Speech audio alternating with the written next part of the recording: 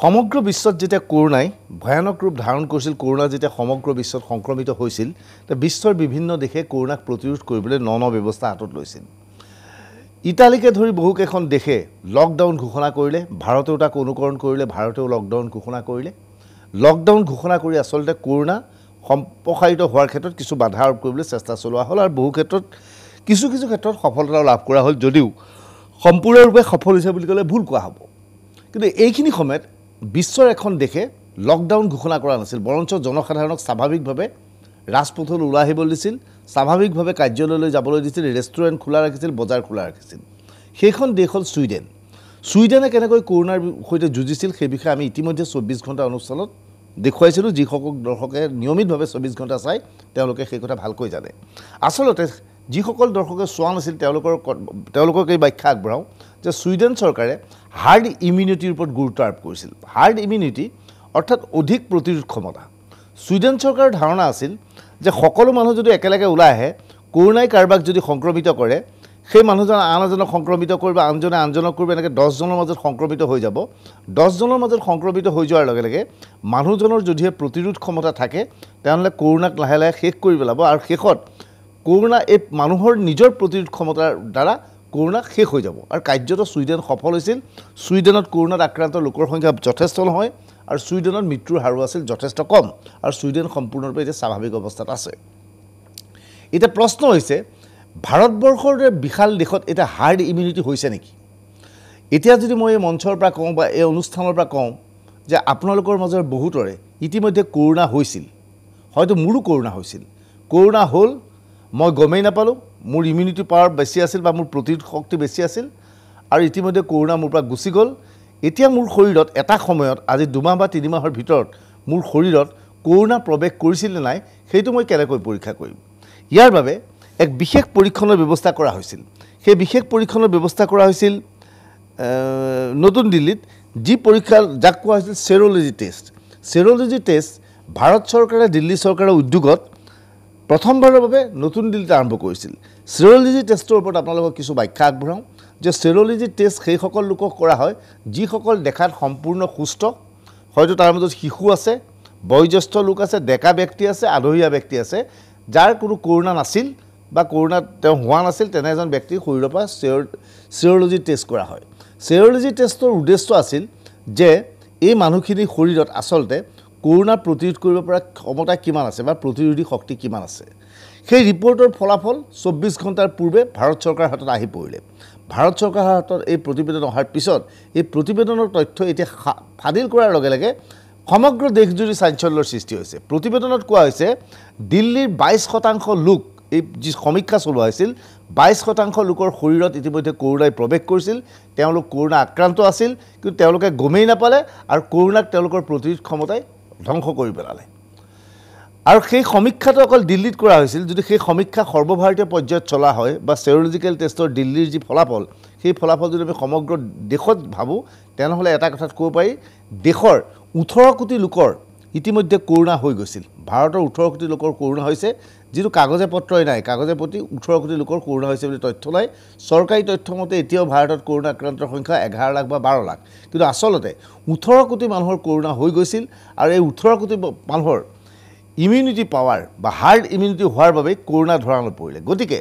আপোনাৰ মোৰ মাজতো কৰোনা হ'ব পাৰে আমাৰ যদি প্ৰতিৰোধ ক্ষমতা আছে তেনেহ'লে কৰোনা আমাৰ কাষৰ পৰা গুচি যাব পাৰে কিন্তু ইয়াৰ অৰ্থ মই এই বুলি নকওঁ একাংশ তথাকথিত বিশেষজ্ঞই কোৱাৰ দৰে যে কৰোনা কোনো বেমাৰাই নহয় কৰোনা পানী লগা জ্বৰৰ নিচিনা সেই বুলি কেতিয়াও ক'বলৈ চেষ্টা নকৰোঁ কিন্তু আজি আমি যি তথ্য আপোনালোকক সদৰি কৰিম সেয়া আমাৰ তথ্য নহয় বা কোনো ব্যক্তিৰ তথ্য নহয় সেৰোলজি টেষ্ট যি দিল্লীত চলোৱা হৈছিল সেই টেষ্টৰ ফলাফলৰ অন্তত যি সমীক্ষা পোৱা হৈছে সেই সমীক্ষাৰ ওপৰত কেন্দ্ৰীয় চৰকাৰৰ মুখপাত্ৰ তথা নতুন দিল্লীৰ স্বাস্থ্যমন্ত্ৰীয়ে আগবঢ়োৱা তথ্যৰ ভিত্তিত আমি এই প্ৰতিবেদন আগবঢ়াব আহিছোঁ এই প্ৰতিবেদনে আপোনাকো কিছু পৰিমাণে উৎসাহিত কৰিব আপোনাৰ মনটোও ভাল লগাব যে হয় যে মোৰ প্ৰতিৰোধ ক্ষমতা আছে নেকি কাৰণ অন্যান্য ভাৰতীয়ৰ দৰে আমাৰো প্ৰতিৰোধ ক্ষমতা বাঢ়িছে নেকি এই প্ৰতিৰোধ ক্ষমতা কিয় বাঢ়িছে হয়তো কৰোনাৰ ভয়ত এতিয়া মানুহে যথেষ্ট পুষ্টিকৰ খাদ্য খাবলৈ চেষ্টা কৰিছে শাৰীৰিক ব্যায়াম কৰিছে মাস্ক পৰিধান কৰিছে হাত ঘনে ঘনে চাফা কৰিছে এইবোৰ কাৰণত হয়তো আমাৰ প্ৰতিৰোধ ক্ষমতা ক্ৰমাৎ বৃদ্ধি পাইছে আৰু আমি কৰোনাক প্ৰতিৰোধ কৰিবলৈ সক্ষম হ'ম ভ্যাকচিন নহ'লেও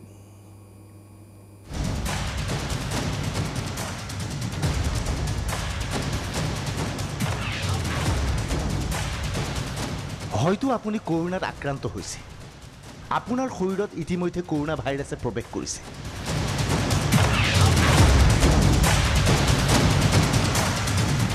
সেই বিষয়ে আপুনি জ্ঞাত নহয় কিন্তু আপুনি আপোনাৰ অজ্ঞাতে এই কৰোনা ভাইৰাছক প্ৰতিৰোধ কৰিবলৈ সক্ষম হৈছে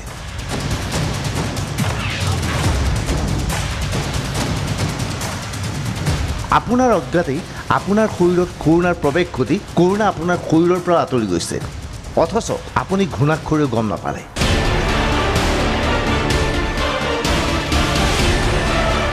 কৰোনাৰ এই ভয়ানক যুগত এই কথা কোৱাৰ লগে লগে আপুনি নিশ্চয় বিশ্বাসত ল'বলৈ টান পাইছে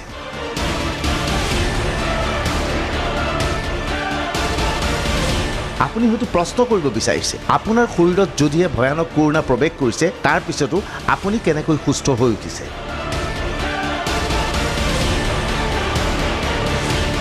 আচৰিত নহ'ব এতিয়া সমগ্ৰ দেশত এনে ঘটনা সংঘটিত হৈছে শেহতীয়া সমীক্ষা মতে সমগ্ৰ দেশৰ প্ৰায় 18 কোটি লোকৰ শৰীৰত ইতিমধ্যে কৰোনা প্ৰৱেশ কৰিছে যদিও সেই 18 কোটি লোকে ঘুণাক্ষৰেও গম পোৱা নাছিল যে তেওঁক কৰোনাই আক্ৰমণ কৰিছে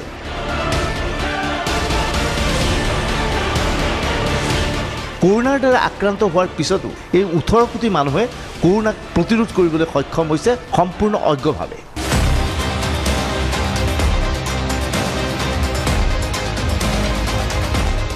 ৰাজধানী দিল্লীৰ 1/4 লোক কৰোনাত আক্ৰান্ত হৈছে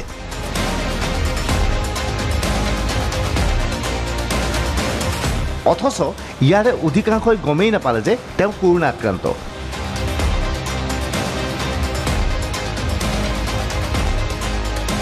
লাহে লাহে শৰীৰৰ প্ৰতিৰোধ শক্তিয়ে ব্যক্তিজনৰ অজ্ঞাতেই কৰোনাক প্ৰতিহত কৰিলে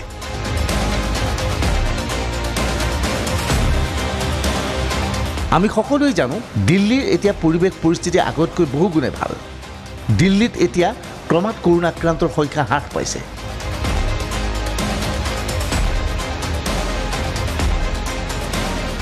দিল্লীৰ প্ৰায় 15,000 অধিক বিছনা এতিয়াও খালী হৈ আছে কিয়নো নাই কৰোনা আক্ৰান্ত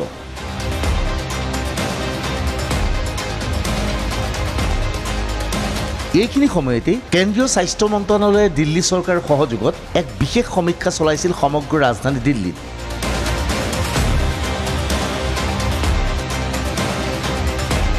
এই সমীক্ষা আছিল চিৰো টেষ্টৰ চিৰো টেষ্ট চলোৱা হৈছিল একাংশ সুস্থ মানুহৰ শৰীৰৰ ওপৰত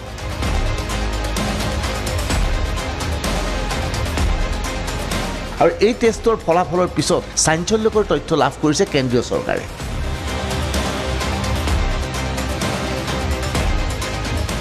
ৰাজধানী নতুন দিল্লীত মুঠ জনসংখ্যা প্ৰায় 2 কোটি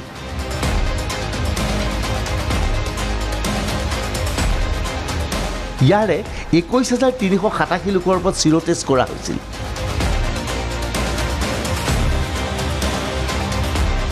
চিৰো টেষ্টৰ জৰিয়তে এজন ব্যক্তিৰ কৰোনা প্ৰতিৰোধ শক্তি আছে নে নাই সেয়া পৰীক্ষা কৰা হয়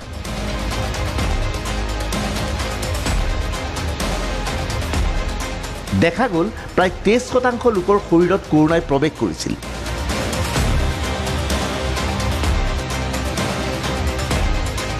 নাটকীয়ভাৱে শৰীৰৰ প্ৰতিৰোধ শক্তিৰ জৰিয়তে এই 23% লোকে কৰোনাৰ পৰা আৰোগ্য হ'ল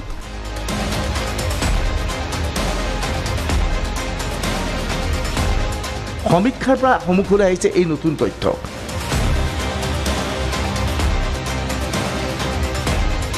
23% লোক মানে মুঠ 46 লাখ লোক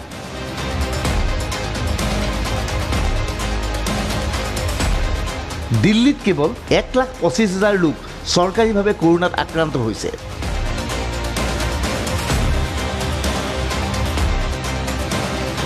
অৰ্থাৎ 44,75,000 লোকে কৰোনা আক্ৰান্ত হোৱাৰ পিছতো গমেই নাপালে যে তেওঁলোক আক্ৰান্ত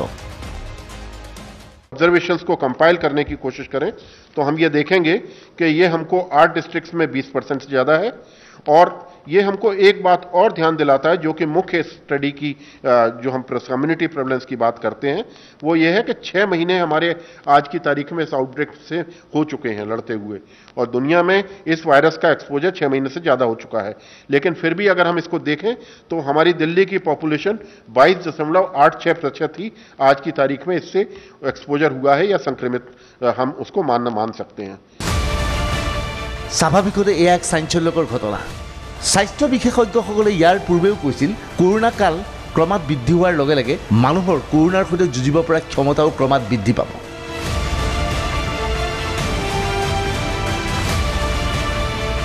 যিদৰে আমি পানী লগা জ্বৰৰ সৈতে কোনো ধৰণৰ দৰৱ সেৱন নকৰাকৈ শৰীৰৰ প্ৰতিৰোধকাৰী শক্তিৰ জৰিয়তে ইয়াক পৰাভূত কৰিব পাৰোঁ, ঠিক একেদৰে এতিয়া দেশত কৰোনাক প্ৰতিৰোধ কৰিব পৰা ক্ষমতা মানুহৰ শৰীৰত ক্ৰমাৎ গা কৰি উঠিছে।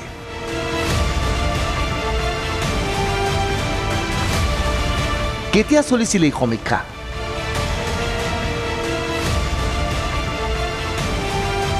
ভৱিষ্যতেও এনে সমীক্ষা চলিবনে?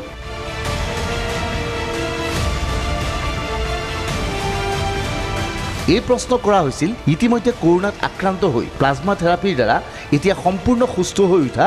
নতুন দিল্লীৰ স্বাস্থ্যমন্ত্ৰী ডাক্তৰ সত্যেন্দ্ৰ জৈন। ज़्यादातर लोगों को नहीं पता था कि उनको इन्फेक्शन हुआ है।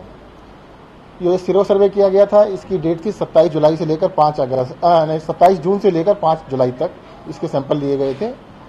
अब सरकार ने डिसाइड किया है कि जो सीरो सर्वे है इसको हर महीने हम कराएंगे ताकि हमें पता रहे कि कितने % लोगों को इन्फेक्शन हो चुका है, और 1 तारीख से 5 तारीख तक दोबारा से इसके सैंपल लिए जाएंगे और दोबारा से इसका सर्वे किया जाएगा। सीरो टेस्टर फलाफल अहार लगे लगे स्वास्थ्य मंत्रालय यथेष्ट सन्तुष्ट हो उठिছে। सन्तुष्ट হৈছে दिल्ली सरकार।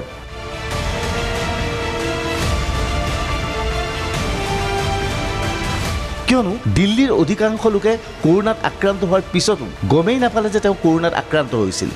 অৰ্থাৎ কৰোনাৰ সংক্ৰমণ ঘটাৰ পিছতো মানুহৰ শৰীৰৰ প্ৰতিৰোধ শক্তি ক্ৰমাৎ বৃদ্ধি পোৱাৰ পিছত কৰোনা ক্ৰমাৎ পৰাভূত হ'বলৈ বাধ্য হৈছে। किया जा रहा है ना, इस सर्वे को बिल्कुल प्रॉपर सर्वे के हिसाब से किया जा रहा है। हर इलाके में किया जा रहा है, कंटेनमेंट जोन में भी है, कंटेनमेंट जोन से बाहर भी है, यंग भी है, बुजुर्ग भी हैं, महिलाएं भी हैं, पुरुष में, ताकि representative sample of the society रहे, पूरी सोसाइटी को रिप्रेजेंटेटिव सैंपल रहे, उसके हिसाब से किया गया था। लगभग 21,000 लोगों का सैंपल लिया गया था। इतना प्रश्न হৈছে এই सीरो सर्वे की?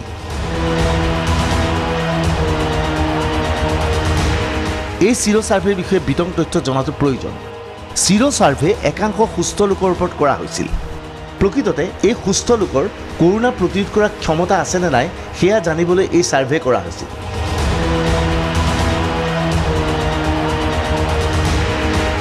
সাৰ্ভেৰ অন্তত দেখা গ'ল বহু লোক ইতিমধ্যে কৰোনাত আক্ৰান্ত হোৱাৰ পিছতো শৰীৰত থকা প্ৰতিৰোধ শক্তিৰ জৰিয়তে কৰোনাক তেওঁলোকে পৰাভূত কৰিবলৈ সক্ষম হ'ল।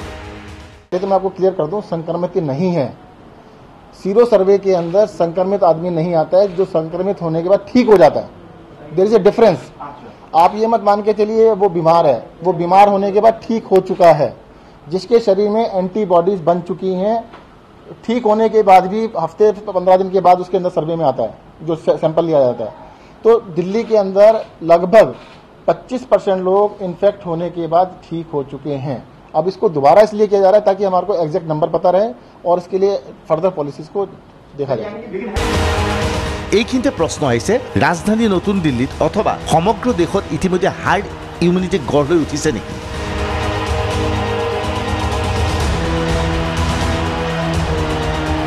উল্লেখযোগ্য যে ছুইডেনত এক নতুন প্ৰক্ৰিয়া হাতত লোৱা হৈছিল। ছুইডেনত কৰোনাৰ সময়ত লকডাউন ঘোষণা কৰাৰ পৰিৱৰ্তে জনতাক মুক্তভাৱে ৰাজপথলৈ ওলাই যাবলৈ কোৱা হৈছিল।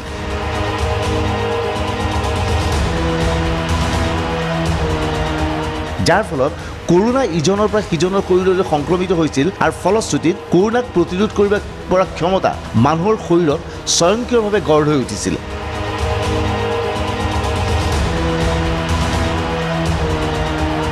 আৰু এটা সময়ত কৰোনা সম্পূৰ্ণৰূপে পৰাভূত হৈছিল ছুইডেনত।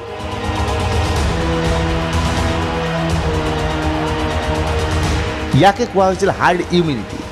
এটা প্ৰশ্ন হৈছে, ৰাজধানী নতুন দিল্লীৰ সমীক্ষাই প্ৰমাণ কৰে নেকি দেশৰ জনসাধাৰণৰ হাৰ্ড ইমিউনিটি ইতিমধ্যে গঢ় হৈ উঠিছে? एक्सपर्ट्स का अलग अलग व्यू है। एक्सपर्ट्स का कहना है कि 40% से लेकर 70% के बीच में लोग अगर इन्फेक्ट होकर ठीक हो जाते हैं तो हर्ड इम्यूनिटी बन जाती है। अभी तक दिल्ली में जैसे 24% का तो डाटा आ चुका है, परंतु अभी भी केसेस कुछ आ रहे हैं। तो अभी तक ये कहना कि हर्ड इम्यूनिटी बन गई है संभव नहीं है। हर्ड इम्यूनिटी तभी कहेंगे जब नए केसेस आने बंद हो। দিল্লীৰ সমীক্ষা যদিহে সঠিক তেনেহ'লে সমগ্ৰ দেশত ইয়াৰ প্ৰতিফলন কেনেকুৱা?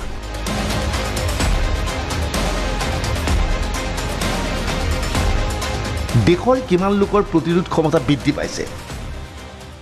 देखिए, सबसे पहले तो हमें ये देखना चाहिए कि ये जो टेस्टिंग हुई है वो किस तरह की किट इस्तेमाल हुई है, उसकी एक्यूरेसी कितनी है। ये ना हो पता चले कि किट के ही अंदर गड़बड़ थी और जो उन्होंने टेस्ट किया वैसे ही पॉजिटिव रिपोर्ट आ गई है। तो सबसे पहले तो इसकी ऑथेंटिसिटी देखनी बड़ी ज़रूरी है, क्योंकि 18 करोड़ यानी 180 मिलियन लोगों के अंदर अगर एंटीबॉडीज़ मिल रही हैं तो इसका मतलब इतने सारे लोगों को एक्सपोजर हो चुका है कोरोना का ऑलरेडी। तो ये सबसे पहले तो इसकी ऑथेंटिसिटी देखनी चाहिए। वैसे जो इन्होंने किया है वो 600 पिन कोड्स में 60,000 टेस्ट किए हैं, जैसा कि मैंने उसमें मीडिया रिपोर्ट्स में पढ़ा कि 60,000 टेस्ट किए हैं और उसके हिसाब से इन्होंने इसको मल्टीप्लाई करके पूरे देश पे लागू किया है। तो उसके हिसाब से 180 मिलियन यानी 18 करोड़ लोगों को कोरोना हो चुका है और उनकी एंटीबॉडीज डेवलप हो चुकी हैं। लेकिन अगर ये रिपोर्ट ठीक है तो ये बहुत एक खुशखबरी है, बहुत बड़ी खुशखबरी है। इसका मतलब यह है कि कोरोना से हमारे देश में जो है वो मात्र 28,000 के करीब मौतें हुई हैं और कोरोना का प्रकोप जो है वो 18 करोड़ लोगों को हुआ है। तो अगर उस वजह से मॉर्टेलिटी देखें तो ये 0.0001% आती है, यानी कि 10,000 के ऊपर केवल एक व्यक्ति जो है उसकी मौत हो रही है कोरोना से, बाकी तो नॉर्मल फ्लू की तरह ये निकलते जा रही है। इसी तरह से अगर हम बात करें विदेश की, तो विदेश में लगभग 500 लोगों की मौत हो रही है पर 10,000 ऑफ पॉपुलेशन। तो इसका मतलब है हमारे देश में लोगों की इम्यूनिटी बड़ी स्ट्रांग है, जिसकी वजह से कि ये बीमारी जो है ज़्यादा पैर नहीं पसार सकती है। तो ये अगर ये रिपोर्ट बिल्कुल सही है तो ये एक बहुत ज़्यादा सुकून देने वाली बात है। স্বাভাৱিকতেই চিৰ টেষ্টৰ এই ফলাফলে এক আশাৰ বতৰা কঢ়িয়াই আনিছে। প্ৰায় ছমাহ ধৰি কৰোনাই সমগ্ৰ দেশত তাণ্ডৱৰ সৃষ্টি কৰি আহিছিল।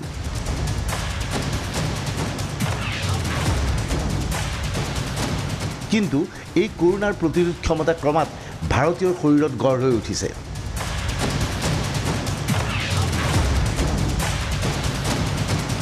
হয়তো এইখিনি সময়ত দেশৰ জনসাধাৰণে পুষ্টিকৰ খাদ্য গ্ৰহণ কৰাৰ লগতে মাস্ককে আৰম্ভ কৰি অন্যান্য ব্যৱস্থা হাতত লোৱাৰ বাবে কৰোনাৰ তুলনাত মানুহৰ প্ৰতিৰোধ ক্ষমতা অধিক হৈছে।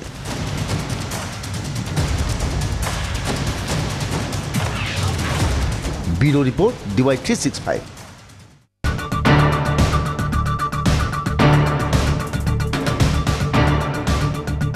দিল্লীত সংঘটিত সেৰোলজি টেষ্টৰ যি প্ৰতিবেদন বা যি সমীক্ষা, যি ফলাফল, সেই ফলাফল যদিহে সত্য হয় তেনেহ'লে ডাঙৰ কথা যে আমাৰ মাজত ইতিমধ্যে ইমিউনিটি পাহাৰ বৃদ্ধি পাইছে নেকি। আচলতে ভাৰতীয় যি ধৰণে মছলা সেৱন কৰে, মছলাজাতীয় খাদ্য গ্ৰহণ কৰে, যিবোৰে আচলতে শৰীৰৰ প্ৰতিৰোধ ক্ষমতা বৃদ্ধি কৰে বুলি এতিয়া আয়ুৰ্বেদ বিজ্ঞানৰ বিভিন্নজনে কয়, বা কৰোনা আৰম্ভ হোৱাৰ লগে লগে আমি বিভিন্ন বস্তু সেৱন কৰিবলৈ লৈছোঁ। হালধি, গাখীৰত দি হালধি, কোনোবাই ডাবৰ চাবোন brush, D vitamin, C vitamin আদি খাবলৈ লৈছোঁ। সেইবোৰ আচলতে আমাৰ প্ৰতিৰোধ ক্ষমতা বঢ়াইছে নেকি, তাক লৈ এতিয়া চিন্তা চৰ্চা চলিছে। কিন্তু এই প্ৰতিবেদন বা দিল্লীৰ যি ছাৰ্ভে, সেই ছাৰ্ভে আশাৰ বতৰ আনিছে। এতিয়া দিল্লী চৰকাৰে পুনৰ আগষ্টৰ প্ৰথম সপ্তাহৰ পৰা আৰু এটা ছাৰ্ভে চলাব এনেধৰণৰ। সেই প্ৰতিবেদনৰ পিছত আৰু নতুন তথ্য সন্মুখলৈ আহিব, কিয়নো এইবাৰ তেওঁলোকে অধিক লোকক সামৰি এই ছাৰ্ভে কৰিবলৈ ওলাইছে।